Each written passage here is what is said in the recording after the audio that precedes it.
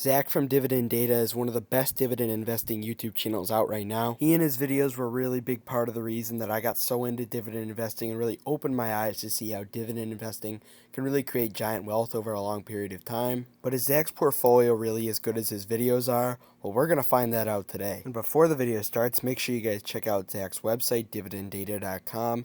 If you're looking for a research tool for your stocks, you could track your portfolio on there and do a bunch of cool features on there. I'd highly recommend it. With all that out of the way, help me reach my goal of 1,000 subscribers by subscribing, smash the like button while you're at it, and of course, roll the intro. Hello, I like money.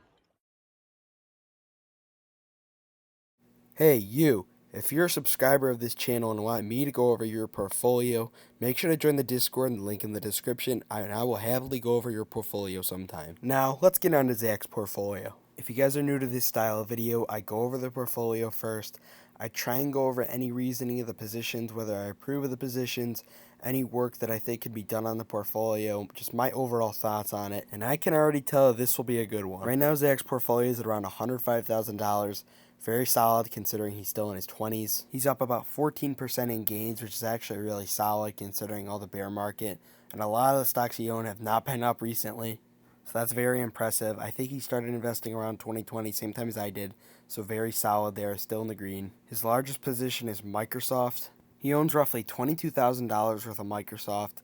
Microsoft, I can't say anything bad about it. It's such a great company. I think they have so much growth potential with this new ChatGPT deal and their gaming business. I think it's silly that this Activision deal is trying to be blocked and sued by the FTC. There's a very weak case against it in case it actually gets blocked. Microsoft has the strongest financials that a company can possibly get. They have share buybacks, their free cash flow is large, growing, and consistent. They grow their dividend consistently, they just hiked it another 10%, have so much cash on hand, and have committed to rewarding shareholders. Microsoft, I cannot complain whatsoever about this being one of his top positions. I forgot to mention the fact that Zach only has 13 positions in his portfolio, which is crazy. He used to have around 50 to 60, I believe, which is just insane that he can consolidate like that. His second largest position is ExxonMobil. He's only up 206% on the position, so he's not doing too good with, capital appreciation there. But no, guys, he did his research here, and this should be just a pure example of why you stick to your gut and your basic fundamentals on investing. He understood ExxonMobil during 2020, I believe he bought when gas prices were dirt cheap. He understood the business and he bought that dip like crazy, and you could just see how much he's benefited from it. He owns $17,000 worth of ExxonMobil. ExxonMobil still has a crazy dividend too, even with that great price. I don't believe he's bought any in a while, obviously because of the high gas prices, and Exxon stock is going to be up because of that. But I'm pretty sure he's reinvesting his dividends still, and I can't complain about that whatsoever. Personally, I don't own any energy stocks, and I regret not buying any during the pandemic. I had this bad notation in my head that I thought, energy stocks were bad, and that companies like NextEra Energy and all those climate change stocks would take over the world. And, well, I was wrong on that one, to say the least. Energy companies like Exxon manage their financials so that their dividend is stable during times of low gas prices and low energy prices.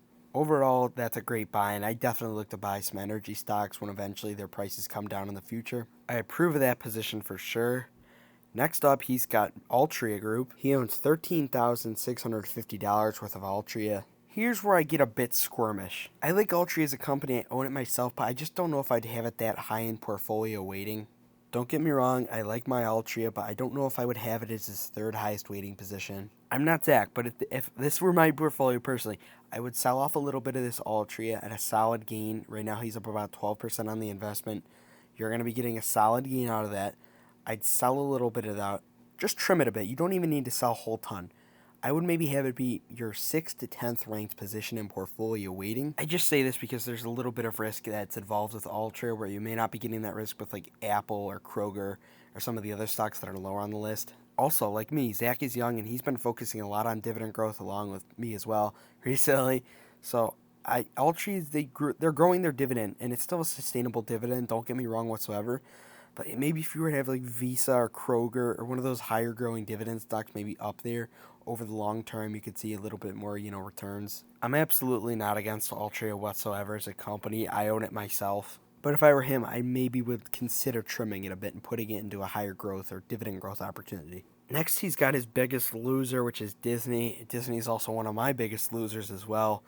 Honestly, Disney's kind of a true example of how you really can't predict how the stock markets or what's going to happen in the next couple of years. I think Disney shareholders are pretty lucky that Bob Iger's coming back because Chapek, let's be honest, he shit the bed. There's some CEOs where they're literally just born to run the company. For example, Bob Iger, Howard Schultz of Starbucks. I don't know how long Bob Iger's going to be with Disney still.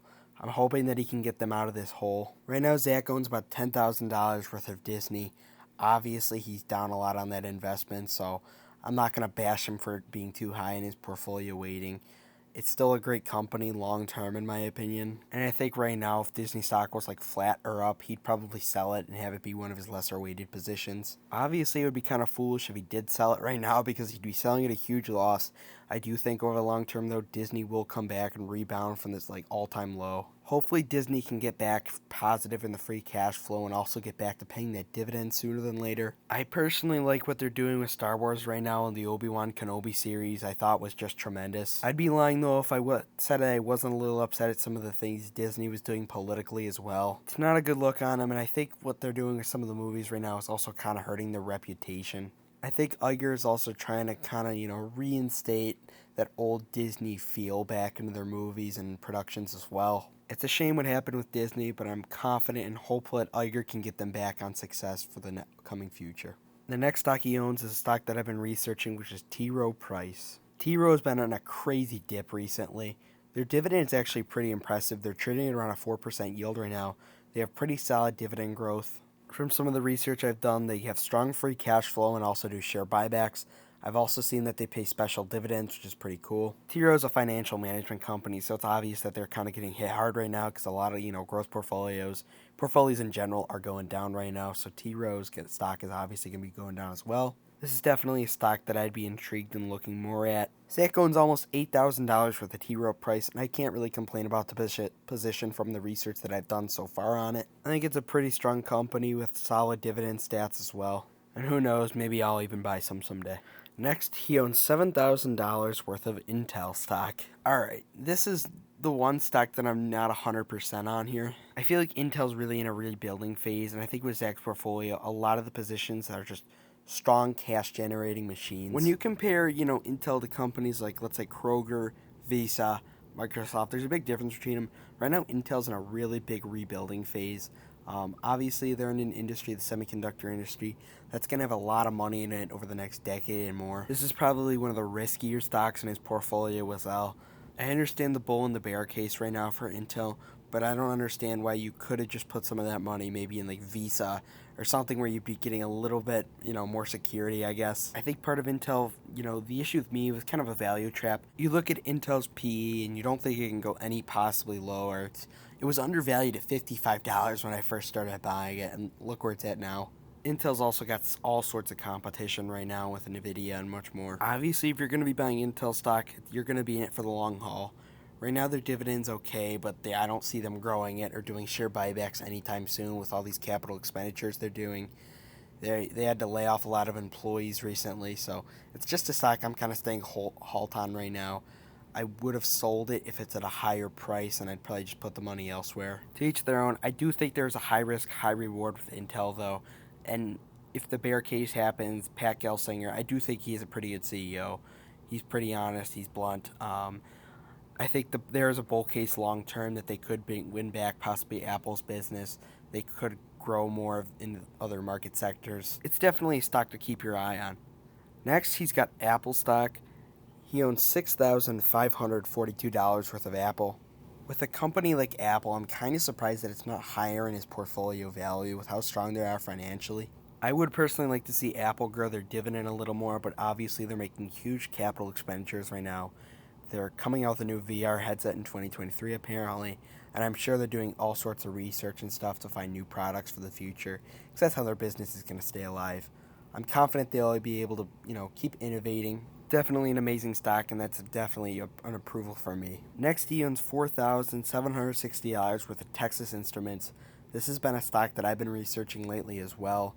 They're very strong financially. Solid free cash flow growth, good share buybacks, pretty solid dividend growth for the last couple of years as well. It's been ranging from like the 10 to 15% area. This is a stock I could envision being in my portfolio one day, But based off the financials, I haven't done any research on the business fundamentally and stuff. Definitely an approval for me. Next, he owns roughly $3,500 worth of Chevron. He's only up 130% on the investment, so obviously some work to do there with the capital appreciation. All jokes aside, another just pure example, sticking to your gut fundamentals. Definitely can't go wrong with Chevron. Another thing that I kind of forgot to mention about the Exxon position, I would consider maybe trimming it with such great gains here and then rebuying back in when gas prices eventually fall and energy prices fall. You could take those gains, put them into another sector that's been falling like tech, put into Microsoft and Apple, and that could work potentially well for you over the long term. But I would understand if you just want to keep reinvesting dividends and kind of naturally grow your position in it over time. Next, he owns Visa. It kind of upsets me that Visa's, one of his smaller positions here, but obviously it's not the cheapest stock to buy right now. I'd like to see a maybe dollar cost average into Visa because we don't really know when it's going to fall. So maybe I'd say dollar cost average into Visa. Try to get it in one of your top weighted positions because it really is a strong company. Visa's got crazy free cash flow growth, crazy dividend growth, very sustainable dividend, and of course they do share buybacks as well. He also owns $3,600 worth of Kroger. Kroger's such a strong company. I've recently bought some Kroger. I'm probably going to look to buy more. They announced that they would be merging with Albertsons, which has kind of caused the stock to fall a little bit, and some quote-unquote fear from investors. Honestly, I think Kroger is kind of becoming monopolistic with all these grocery chains they're going to own. I'm definitely not complaining about it as a shareholder. Kroger is as financially strong as a company can basically get. They have it all. Crazy dividend growth, sustainable payout ratio, great free cash flow growth, share buybacks, you name it. Next, he owns roughly $3,600 for the Pepsi. Pepsi's kind of like one of those stocks with Coke. I haven't seen a great buying opportunity in a long time. They're valued pretty high right now. They have amazing brands with snacking and, soda and beverages as well. They recently just hiked their dividend, I believe, 7%, and they also just announced a very good quarter as well. And lastly, he owns Enterprise Products Partners. This is basically an oil pipeline company, if I believe correct. It's his smallest position, and he's still up 51%, so I have nothing bad to say about it. That's it for Zach's portfolio, but we aren't even done yet. We're going to look at his recent buys and sells, and you guys will be shocked by what you see. We're going to start off with his sells, and I'm going to be honest here, guys. I'm a little mixed emotionally about this. To start off, he sold 45 shares of FRT, which is one of the REITs that he owned. He sold it at a solid gain. I thought FRT was a pretty good REIT. For my REITs personally, I only own Realty Income and Vici. He also mentioned they were dealing with some issues right now, so I don't know much about that. Next, he sold his entire position of Realty Income. I'll be honest, this makes me a little bit sad. He sold at $63.61. Right now, it's trading around $67. I think he could have sold it at a higher price if he waited a little longer. He still sold it some solid gains here as well. I believe that he sold his REITs for tax advantage purposes, so I can't really blame him for that part. But for just selling at Realty Income, I don't know. I'm not 100% on that. I don't think they're valued, completely at the highest price that he could have sold at as well. Personally, I like Realty Income. I probably wouldn't have sold it if I were him. But that's just me. Next, he sold his entire position to McDonald's. He got a really good gains on this as well, so I'm not going to blame him there. He got really solid gains, but again, McDonald's is such a strong company. They just increased their dividend as well, about 10%. For me personally, whenever I buy stocks, I don't want to ever sell them. I just want to use them for passive income, their dividend growth and compound interest. Let that thing do its work. McDonald's is such a strong company, I don't think I would have sold it. Next, he sold Coke. I don't really blame him for this one either because Coke is trading disgustingly high right now in terms of valuation. So I don't blame them that. It's not like Coca-Cola is growing their dividend like crazy or they're, growing free cash flow or whatever, crazy or whatever. So I think this is a good sell. I do agree with it. To recap these sells, he basically got about 10 grand that he can use in cash. And again, he got a really solid return on this too. It's not like he sold out at 12%. He sold all these really good companies for 12%. He sold at nearly 50% return there. He 47.54%, so very solid return there. I'm hoping that he does buy back into these stocks, though, at lower prices because some of them are just really good companies like Coke and McDonald's. Let's see what he used this $10,000 towards. To start off, he bought about $5,400 worth of T. Rowe Price. This is a position I think that he saw a pretty good value in with great dividend, stats, great dividend growth, payout ratio, etc. So I definitely approve of that buy. Then he bought 95 shares of Altria. Again, maybe I'd go a little more passive on Altria, the buying there. Again, I think Altria is a strong company, but I just don't know if I'd be comfortable, me personally, with owning that much, especially considering that me and Zach are younger. There are better dividend growth options out there. And what's to say that Altria is going to be around for the next 100 years? Next 20, 30 years? Yeah, probably. Next, about 4 shares on Microsoft. I honestly probably would have went 2,000 in Microsoft, 2,000 in Altria. That would be me personally if I had that capital, though. Definitely can't go wrong there. Then you bought 2 shares of Apple. Maybe you would have, bought a little more aggressive there on the Apple dip. Then you bought 2 more shares of Intel. Can't go wrong there. I mean, you're basically just dollar cost averaging your way down. So, I mean, you're minimizing your losses there. Good for you. So, Ryan, what would you grade his portfolio? If I had to grade his portfolio, I would give it an A minus. The only reason it's not an A plus or anything better than that possibly is probably I would me personally. This is just me personally. I wouldn't have as much Intel in the portfolio. I'd trim the Altria a bit, and maybe I would consider adding some more Apple. Other than that, it's a really solid portfolio, and a lot of it's in the green and doing much better than mine. I want to thank Zach for giving me permission to go over his portfolio. Hope you have no hard feelings that I don't like Intel stock. I'm sorry I've lost a lot of money on it. Thank you again for making it to the end of the video. I really appreciate it. Make sure to go check out dividenddata.com. He's got an awesome Discord server. It's only $1 a month on his Patreon if you want access to the Discord server. I'm in it. A lot of other YouTubers are in it. It's a very good value deal. You can interact with a lot of investors. Speaking of interacting with a lot of new investors, make sure to join my Discord as well. Link in the description. Help me by subscribing. Smash the like button. Share the video with somebody that you think would find it valuable. And, of course, do dividend stocks, not drugs. Have a great day.